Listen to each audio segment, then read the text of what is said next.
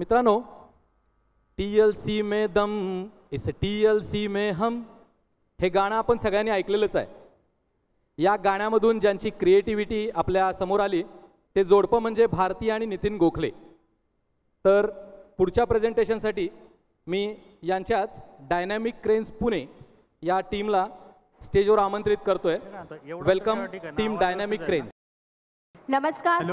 नमस्कार, मी Ankita Biradar, dynamic crane engineers private लिमिटेडमध्ये ॲज अ HR आणि ॲडमिन डिपार्टमेंट बघते. गेली 2 वर्ष झालं मी कंटिन्युअसली हा शब्द ऐकते, 10x 10x 10x 10x म्हणजे काय, मला ना फार जाणून घ्यायची इच्छा आहे. मी एक काम करते, माझ्या कलीजलाच विचारते 10x म्हणजे काय.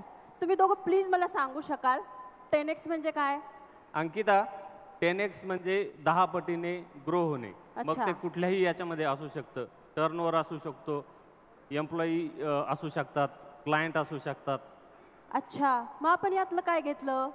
आपण आता टर्नओव्हर हा फॅक्ट घेतलेला आहे. ओके. अंकिता, तुला माहीतच आहे आपल्याकडे 2 डिव्हिजन आहेत, एक रेंटल डिव्हिजन आणि दुसरी प्रॉडक्ट डिव्हिजन. हो. प्रॉडक्ट डिव्हिजनमध्ये आपण काय करतो तर इक्विपमेंटला लागणारे जे सेफ्टी प्रॉडक्ट्स आहेत ते आपण बनवतो आणि या कंपन्यांना आपण विकतो. हो. या टाईपचे प्रोडक्ट आपण विकत घेतो आणि या क्लायंटसाठी आपण ते रेंटलने वापरतो. 10x ला आपण 21-22 साली सुरुवात केली होती. त्यावेळेचा आपला परफॉर्मन्स असा होता, त्या वर्षी आपण 6 कोटीचा टर्नओव्हर केला होता, पण आपल्याला 0% प्रॉफिट झाला होता. अच्छा, पण मला इथं 2 दिसतंय, ते काय आहे? हे 2 आणि ESS हे तू लक्षात ठेव, मी तुला नंतर सांगणार आहे. बरं. पण संभाजी, तेव्हा आपल्याला प्रॉफिट का बरं झाला नव्हता? कारण त्या वर्षी आपल्याला अडथळे असे आले की आपण जे प्रोडक्ट डिव्हिजनला रेट्रोफिट मार्केट श्रिंकिंग होत चाललं होतं. म्हणजेच आपण प्रोडक्ट आपल्या जुन्या इक्विपमेंटला देत होतो आणि चायना मॅन्युफॅक्चरमध्ये उतरल्यापासून ते प्रोडक्ट OEM कडून बसवून यायला लागले. ओके. मग आपल्याकडे काय झालं, लिमिटेड प्रोडक्ट रेंज होती आणि कोविड नंतर असं झालं की जे कंट्रोलर IC आपण वापरत होतो ते मार्केटमध्ये मिळणं बंद झालं होतं. अच्छा. रेंटल डिव्हिजनमध्ये लो एंट्री बॅरियर्स खूप झाले होते, त्यामुळे कॉम्पिटिशन वाढलं. कॉम्पिटिशन वाढल्यामुळे रेंटलचे रेट खूप कमी झाले आणि या सगळ्या याच्यामध्ये रेंटलचा जो पिरियड होता तो पण खूप कमी झाला होता. अच्छा, मग आपण यासाठी काय केलं? मग आपण TLC मध्ये आपल्याला स्ट्रॅटेजी ट्रायंगल शिकवला होता, त्याप्रमाणे आपण स्ट्रॅटेजीमध्ये बदल केला. जसं की प्रोडक्ट डिव्हिजनमध्ये आपण काय केलं, एक वायर ऑफ टेस्टिंगचं डिव्हाइस आणलं आणि दुसरं EOT क्रेनसाठी E- प्रोडक्ट बनवलं गेलं. ओके. मग त्याला जी लागणारी कॅपेबिलिटी होती ते आपण सेल्स आणि सर्व्हिस टीम सेटअप केली. जे कंट्रोलर IC मार्केटमध्ये अवेलेबल होते त्यानुसार डिझाईन बनवायला सुरुवात केली आणि आम्ही मार्केट टार्गेट केलं EOT क्रेन आणि टॉवर क्रेन. अच्छा. रेंटल डिव्हिजनमध्ये आपण आपला एक नवीन प्रोडक्ट ॲड केला, मॅन मटेरियल व्हाईस्ट, की जो प्रोडक्ट आपण लॉंग टर्म रेंटलसाठी मार्केटमध्ये द्यायला सुरुवात केली. अच्छा. तसेच आपण आपल्या रिव्ह्यू मीटिंग वाढवल्या.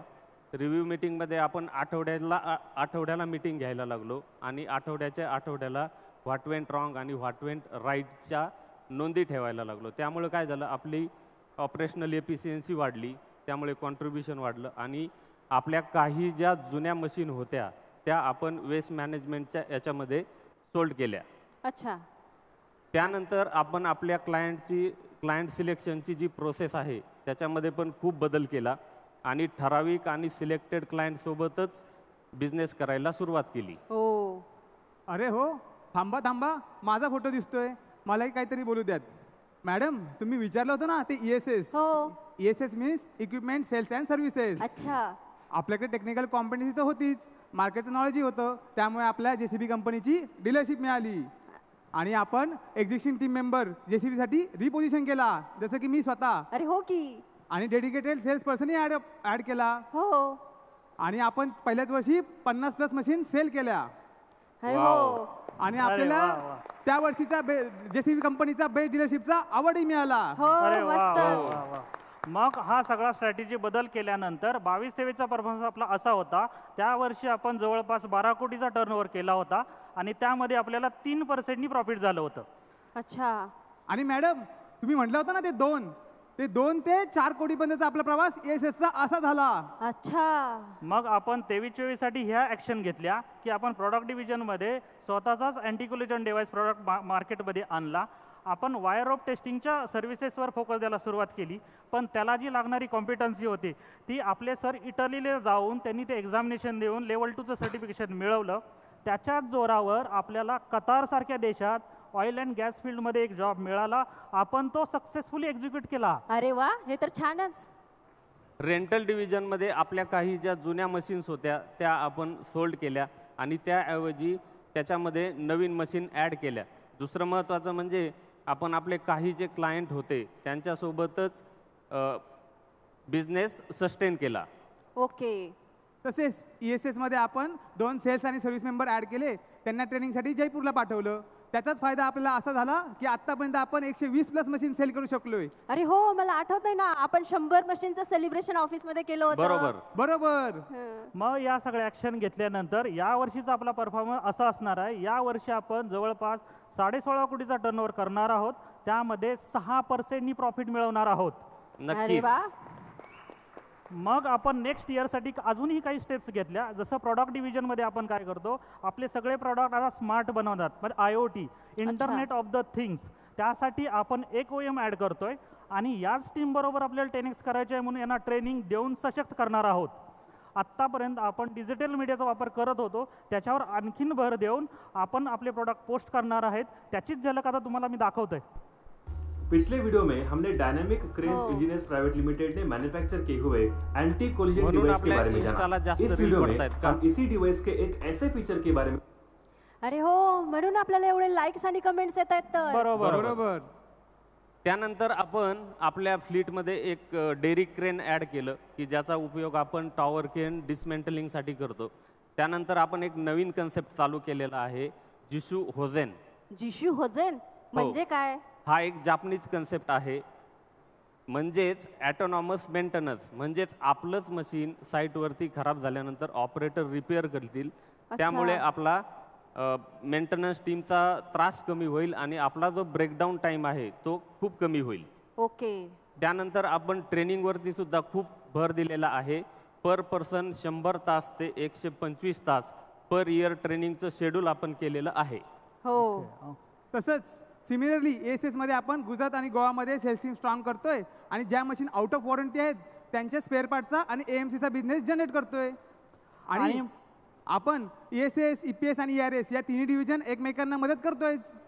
हो. मग या सगळ्या आपण स्टेप्स घेतल्यानंतर 24-25चा टर्नओव्हर आपला असा असणार आहे. या वर्षी पुढच्या वर्षी आपण जवळपास 23 कोटीचा टर्नओव्हर करणार आहोत आणि त्यामध्ये 7% प्रॉफिट मिळवणार आहेत.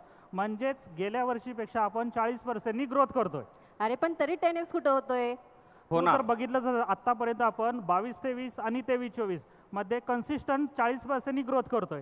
अशीच आपण ग्रोथ करणार आहोत आणि मग अशीच ग्रोथ करत राहिलो तर 27-28 साली आपण 60 करोडचं टर्नओव्हर करणार आहोत. म्हणजेच 21-22 ते 27-28 6 कोटी ते 60 कोटी असा आपला 10xचा प्रवास असणार आहे. अच्छा. ओके.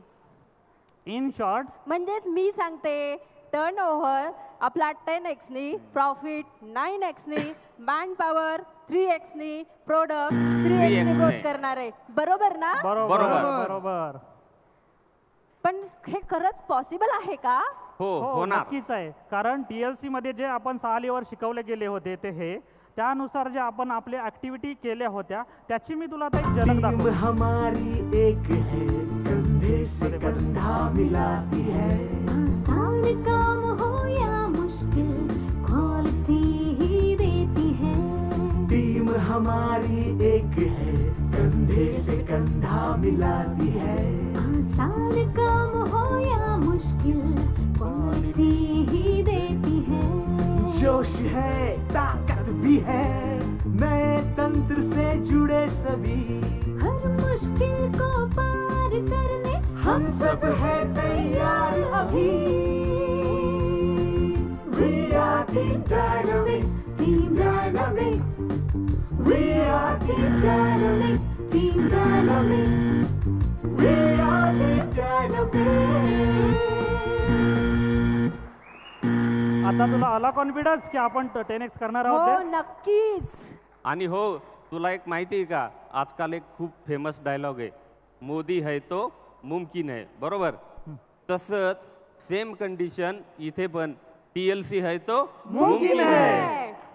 हॅलो TLC है तो मुमकिन है. थँक्यू. आणि अजून एक तुला आनंदाची गोष्ट सांगतो की आपल्या टीम मध्ये आता सेकंड जनरेशन ऍड होत आहे. अच्छा हर्षवर्धन. हो म्हणजेच अजून एक आपली महाराष्ट्रात जी हवा चालली आता आपलं डबल इंजिन सरकार असणार आहे. अरे डबल इंजिन सरकार तर ऑलरेडी आहे. ट्रिपल इंजिन सरकार. हो. बरोबर. म्हणूनच आता आपल्या थीमचं नाव आहे अगला अगला मोड मोड 60 करोड. अगला मोड 60 करोड.